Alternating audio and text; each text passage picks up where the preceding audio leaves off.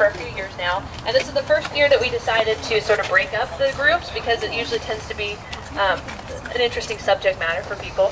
I take no credit, but it is an interesting subject matter, so we get a lot of people. So this is the first year I thought, let's divide it up. And so actually they're heading over right now, so that worked out fairly well, better than I might have expected. So I expected him, because I suckered Eric into helping me with this. I was like, hey, you want to help, don't you? So he's kind of a newbie to this sort of stuff, so I figured that I would go longer than he would, so I'm sort of surprised. I was like, oh, and if I run longer, here's some stuff you can talk about too. I didn't make one of those lists for me. I just assume. I mean, ask my husband and kids, I talk a lot. And my mom. All right. Oh, the cholera victims, yes. Okay, thank you, I appreciate that. If you look behind you, there's a flat spot. That's the veterans area, so World War I, World War II. Also, that's where the cholera victims of 1850 were buried. So there was a mass grave there.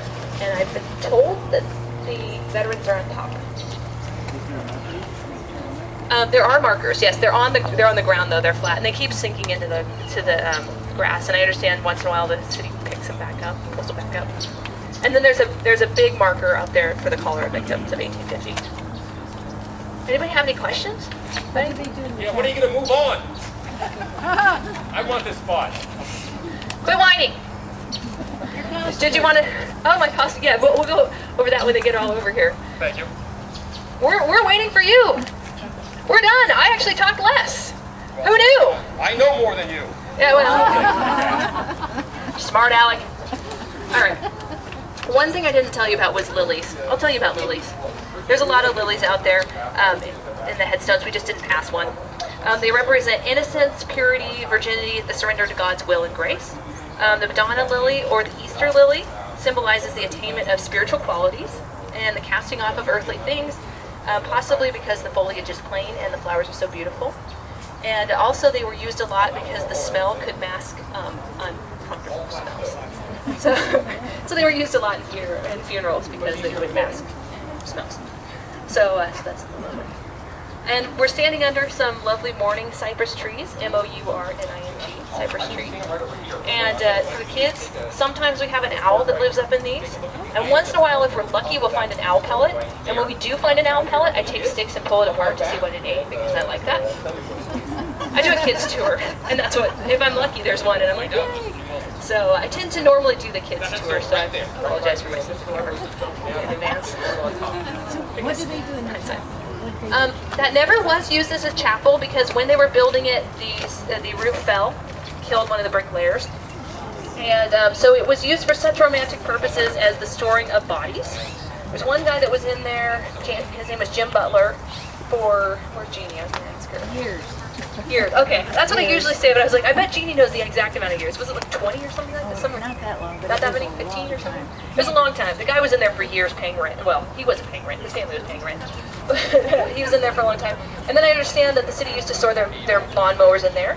And recently we used it as an archives building, so that was like the visitor center. You could go find out about your family. It's since been found that it needs some work, so the city's going to do some things with it. And I understand they're going to turn it into some kind of a little museum. So we don't know exactly. But now if you want to find out about if you think there might be relatives buried here, or you want to find out about someone buried here, you can go up to the front where the visitor center is, and they know all kinds of stuff. So they'll be able to answer questions. Yes? You're talking about wearing black. Yes. As long as you talk about that in the middle. I'm waiting for them to come over here so I can tell everyone at once, but... Yeah, get over here, you. Probably wait for Juliana to wind down. What? The visitor center? Is it going to be open after the tour? Yes. Yes, it is. He's waiting for you, and you're waiting for him. Why are you waiting for me? Why? Are you waiting for me? Yes. We're going to be standing here all day. Well, come over here. Okay, I'll come over there. It's shady over here. Yeah, it is pretty shady, yes. Hey, now.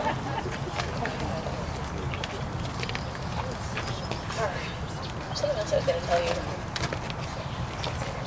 Oh yeah, one time I went into the archives building when they were still there. They know everything in there, by the way. Seems like it anyway. When I go in and I go, I heard about a guy who lost an arm. And then one of the ladies in there said, oh yeah, that was George Solari in 1919. He was a cab driver. He was trying to beat a train, which always works well for people, right? And he didn't, and he had to have the train ran over his arm, had to have it amputated, and so he just buried his arm out that way. So I was like, so you go in there and you can mention, I heard about this such and such happening, and they're like, oh yeah, they know this stuff, it's amazing. I'm just scratching the surface, just barely. All right, Eric, is there anything you wanted to say? No. Okay. All right. Radio edit? Okay. All right, so I'll tell you a little bit about mourning customs. People have been asking about my dress, and I'm wearing it because I'm in mourning, but it's not really, this would not be considered the full or the deep mourning, because I got a little bit of lace going on, and so that's a little bit too much for that. But originally black was used because it was believed not to be visible to the spirit world. There was a superstition that if a husband had passed away and he could see his widow, he would stick around and bother her and not move on. There seems to not be the same superstition for women with me. We're like, I'm tired, I'm out of here. I don't know. All the women laugh. But mourning clothes had to be purchased quickly, and so they were some of the first off-the-rack clothes because you needed it quickly. You could purchase it off the rack, or if you couldn't afford it, you could have your clothes dyed. Or if you couldn't afford to have them sent out to be dyed, you could actually dye them yourself. I've read something that was saying in the Civil War, you'd go through some of these towns and the whole town would stink like this dye because people were dyeing their mourning clothes. So for deep mourning, that was at the very beginning, you were expected to wear, as a widow, you had to go through deep mourning, usually for about a year and a day.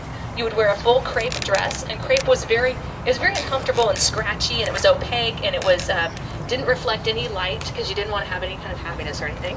And then you would have an opaque crepe veil that would go over. So this one would not be correct because it would have to be opaque so nobody could see you. And that was used because then people would know you were in mourning, so they wouldn't ask you uncomfortable questions. You could you could mourn privately if you were crying or something, or perhaps your husband died, you didn't really like him, so you weren't very upset about it. Nobody had to tell. You could just be behind there, oh yeah, I'm super sad. So somebody said, I'm sorry you're in mourning earlier, and I said, oh, it's okay, I don't like him anyway. So whether you were upset or not, you wore the deep mourning. Let's see, indulge me. Okay, got all that. Oh, and the veil itself, the dye tended to flake off, and it would mildew, so you would be breathing in this nasty stuff. So it really was bad for your health. And doctors objected to the practice of the veil because they believed it caused eye diseases. But of course, it's fashion, you had to wear it. So still do that kind of thing sometimes, don't we? Then after deep mourning was first mourning or full mourning. That's where you would still wear. You could maybe use a different type of fabric besides crepe, and then you could start to change out your heavy veil for something a little bit lighter, like something like this. And then cuffs and collars, because they would change out their cuffs and collars, so they wouldn't be fixed like mine are. You could change them out, and they could be white, so you could have a new color. Now that would last for a few months. It would depend where you were. Then you go into second or half mourning. So there's a whole big thing with this. The dress could be made of black silk, grenadine, or it could be gray. They also use bombazine, which is another type of fabric that I don't know that much about. So then it could be gray, lavender, purple, or mauve. And then you could use jet jewelry, so that was black jewelry that generally came from Whitby, England, but then they made it in France and Spain as well. It was, I just learned this, because I was like, what is jet exactly? It's kind of like coal, and it was fossilized from this prehistoric tree called the monkey puzzle tree. I don't know. I just learned about that. I was like, I gotta find out more about that. We still have those. Yeah, so, see, I don't know. I gotta find out more about that. So every time I find out something, I go, okay, mental note, I'm gonna find out more about that, but then I go in a different direction. So that's why I like doing this. And then, you could also add mourning flowers. So I'm much too fancy to be in deep mourning. Other family members, if your mother or father died, you were in mourning for about a year, but it was less strict. You would wear the crepe veil in the back instead of in the front, so it wouldn't be covering your face. Children, you'd mourn for about 9 months to a year. After that time, your friends would start to tell you you need to come out of mourning. Of course, women were the ones that had to do most of the mourning, that didn't have as much that they had to do at all, because they were out in the workplace, and so it fell on us to be the mourners.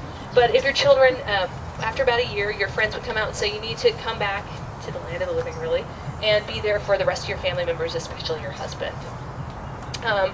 Brothers, sisters, aunts, uncles, grandpas, cousins, you would be in second mourning for 6 months. If you should be remembered in someone's will, then you would have to be in second mourning for about 6 months. So, yeah, good and bad, I guess. For men and children, if your wife died, you had to be in mourning for about 3 months to a year. And at that time, you were expected to marry pretty quickly to get another mother for your children. So, it's a little bit different than women. Business suits were normally black, so they'd have maybe a crepe armband or a hat band, like Eric Scott. Or they might have black bordered cuffs, or a mourning tie, scarf pin could be added, and they were expected to just get on with life, pretty quickly. Children wouldn't wear black; they'd wear white in the summer, gray in the winter, and then they'd have buttons or ribbons, things like that in black to show that they were in mourning. I usually bring my daughter out here, and she'll wear white, and then I put ribbons and stuff on her. But she's in 6th grade now, so coming out here at 10 o'clock in the morning with mom isn't her favorite idea of having fun anymore. So she was sleeping. And then for a parent would mourn for a year. If the mother died during childbirth, the infant for their first picture would be put in black. And they could have white undergarments underneath because like the dye did flake and you didn't want it on their skin. But so if you see in an antique store or something a picture of an infant or a small child in black, it means their mother died during childbirth. So that's everything I have about mourning dress, to get a little better idea of what I'm wearing when I'm wearing. So what we're going to do is we're going to switch. So if you were with me, you go with Eric. If you were with Eric, you get to come with me. Eric will just continue their bounce back on the. It'll be strange. I would put the index card backwards. I suppose I could run you to the front and do it the right way to begin with, but I'm not going to do that. I'm not going to make you run.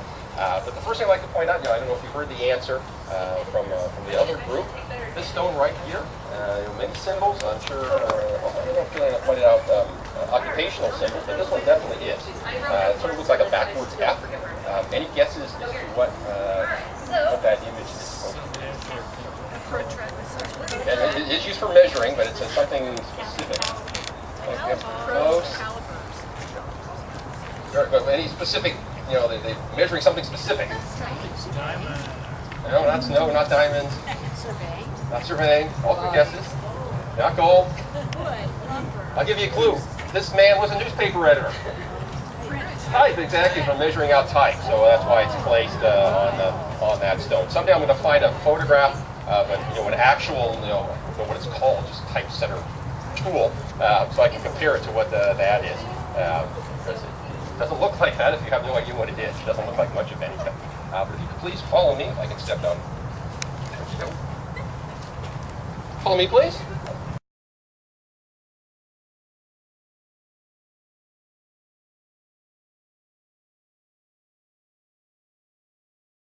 A couple things to point out here.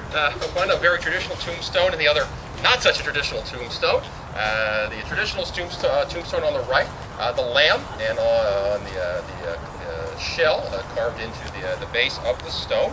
Lamb, you'll see that very often on children's tombstones, see it throughout the cemetery. It means innocence or purity. Shell, however, can mean several things. It can mean a journey or a pilgrimage, also baptism, or good luck and prosperity, because a pearl might be found inside an oyster. In this case, however, it's a child's tombstone, so most likely it represents a baptized baby. Next to it, not a tombstone, not at all. I see you're already doing what I want you to do. How many of you have smartphones? I'm glad I'm not so unusual. Not that many people have smartphones. This makes me happy. At any rate, if you have a smartphone, I don't know how this works, how you get to it. I guess you go to that website, BroadwayAugmented.net, and download the app. And then when you point it, there's another one, you may have noticed it, where we were standing at the very beginning, the John Sutter Jr. stone. Point at that, and there's this virtual artwork. All sorts of, has anybody done it yet? Because I forget what animals are they? I didn't do this one, but I did the ones up front, and it's actually, they put almost like a marquee over the headstone. That's true. And as you're walking along, it's art that's changed, that changes the headstones. Lion, ox, elephant, a horse, man. Penguin? Oh yeah, I saw that. How could I forget the penguin? there. I don't know. Broadway augmented app that works with iPhone and Glad you know more about it than I do. And it's up and down Broadway. So you could be. Anybody else? I'll stand here like this. Anybody else? Yeah, the first time I saw it, I think it was one of the animals' posterior was just right in my face. Caught me by surprise. Oh, well, you've never been done.